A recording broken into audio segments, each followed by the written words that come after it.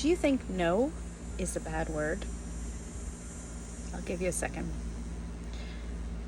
Whatever you say, there's no right or wrong answer. But I'll tell you something.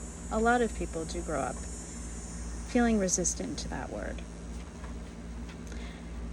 Unfortunately, that's the beginning of a really bad cycle, right?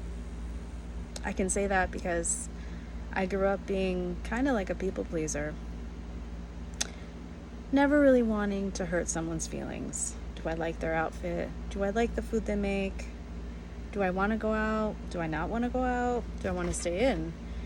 Okay, it's hard.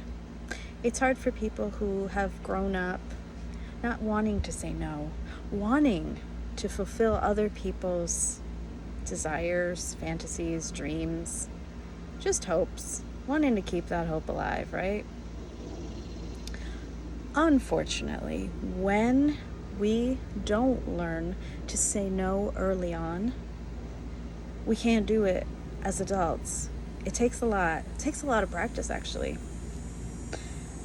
For anyone out there that's having a hard time saying the word no to someone they love, it's okay. I want you to know it takes patience with yourself. First, start by saying no to yourself, to be honest with you. And what I mean by that is when you wake up in the morning and you're thinking of all the things that you want to do, hold back a little bit, save some time, say no to something that you can cross off that list because it's not necessary, it's not good for you, or it doesn't serve you. Do you need to be there for everybody? No.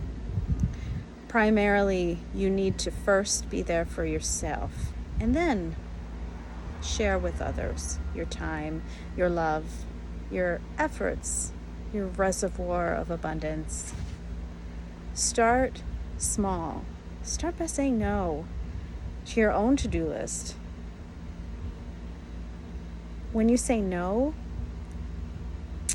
guess what? It means you can say yes to something else, something that you really want, someone that you really want, yourself. Let me know if this message resonates. I really want to hear back from you. Thanks.